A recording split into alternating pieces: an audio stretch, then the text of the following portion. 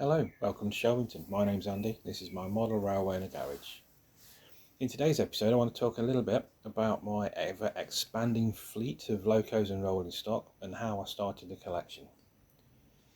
So here in New Zealand I've found a total of 11 model shops online that sell model train things.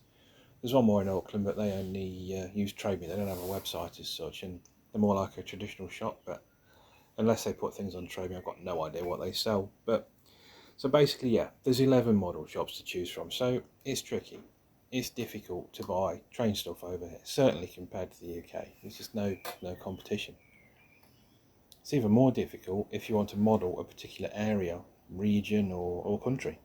I'm fortunate in the fact that I don't, and I can buy locos and rolling stock that basically I just like the look of. At the end of the day, it's my layout, it's mine, I've created it, or creating it I should say, and it's important that people remember that. Don't let anyone tell you that you can't run a particular loco with a particular coach or a particular wagon. It's your layout. Do what makes you happy. I do. It makes me happy. Anyway, this is how I've built up my collection over the years. Take this Class 60 for example. I paid $275 for this the other day. That included shipping. If you Google the model number, which is Hornby R3884, you'll get all sorts of prices. I've done this in New Zealand on the 5th of December it was, 2024, so just a few days ago. So if you do this, obviously when you're watching the video, you're going to get different results. But the prices that came back are as follows. There was a website called Mr. Models, they got it for $320. Hobby City, $467. Extreme Hobbies, they got it for $500. And Bay Hobbies, where I bought it from, $269. And there are a handful of UK and Aussie retailers that have got it as well, but buying from the UK and Australia can be quite expensive with the shipping. So I actually saw this model on the Hobby City website. It was in the Black Friday sales. I think it was 350, reduced down from 467. I was going to buy it at 350, but I thought better do a quick Google search just to double check. And in fact, Bay Hobbies were cheaper. So of course we went with the cheaper one.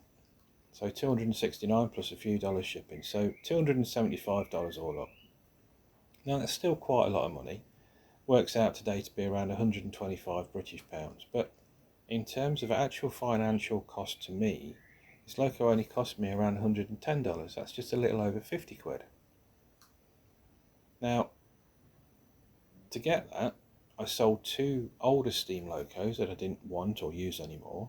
I got about $125 for each of those. I only paid $50 for each of them from years ago, and I sold a couple of wagons for around $30. Now, when you consider this model is on sale today, early December 2024, in the UK, I found it at the Model Railway Shop and Olivia's Trains. Both have got it for sale for 180 quid. Basically, I've just paid a little over 50 quid, and it's the same model, it's brand new. So I think I've got pretty much a pretty good bargain there. I've been looking to buy a DB loco for a while. I've got some DB wagons and they're currently being pulled around by my Class 57. So this new Class 60, that'll go on the layout to replace the 57. I did exactly the same thing a little while ago with this Class 62. I paid $255 from an online retailer called Mighty Ape over here in New Zealand. This is a Hornby R30027. Now this model is currently on sale in New Zealand for $625. I think that's a bit pricey, but they have got it for sale at $420. But even so, I only paid $255 for it. So again, I'm pleased with that. I currently don't have any Kappa liveried wagons, but that don't matter. I intend to get some if and when they become available, and if not, the loco looks quite happy pulling these British steel wagons around the layout. But this collection has grown considerably over the last few years, but it's not cost me that much. Because when I got back into the hobby, I was buying cheaper, older locos, some steam, some diesel. Over time I added DCC chips, cleaned them up a little bit, ran them for months, sometimes years, and then just resold them. But because I've added DCC chips, or at least a DCC socket, so the new owner can put their own chip in, I've added value, and in turn they've sold for more than what I paid for them, and I've had my use and my fun with them. And this went on for some time, so I've eventually sold a lot of the older, noisier locos, the old Triang ones and the old Airfix ones and some of the old original Hornby ones. Nice looking locos, but just not what I wanted. So these new locos, a brand new loco may have only cost me the equivalent of 1 or 2 old locos. But by selling the older stuff, I've managed to buy less in terms of the quantity of models, but the quality of models has gone up. And also because I'm only buying stock when it's on sale or on special, I can buy even more.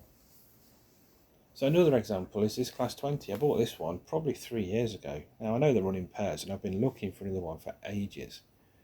I found this one the other day. It was on sale again, the Black Friday sales. I paid $300 for this. It was reduced down from $430.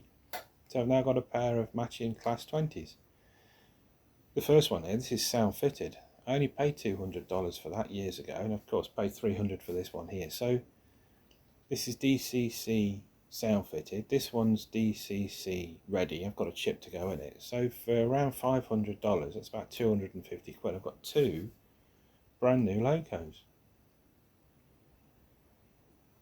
The Freightliner hoppers are pretty much the same as well. I just started off by buying 2 or 3. They were from Hatton's, added them to my trunk, which was an amazing service they offered when they were going. It's such a shame that no other retailers are doing that.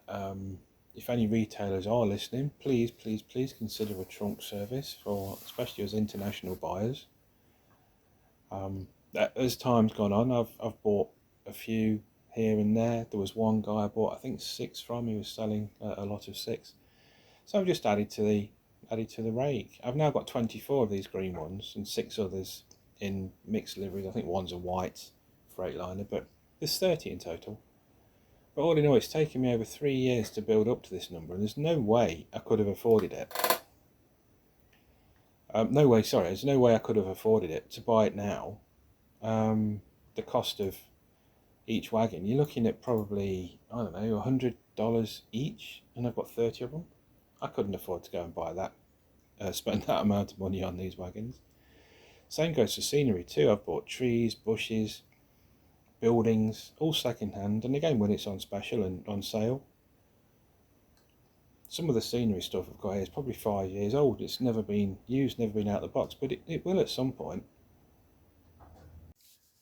I know this is nothing new to a lot of people, but if you're just starting out in the hobby and you see these incredible layouts on YouTube with some awesome looking locos pulling dozens of coaches or wagons, just don't forget at some point in the not too distant past this collection and layout didn't exist. It's only with time and patience that you can achieve something pretty amazing. Anyway, that's enough from me. If you like the video, please hit the thumbs up icon. If you want to see my next video when it's available, please consider subscribing to my channel. Click the bell icon. So until next time, thanks for watching. Take care, all the best, and goodbye.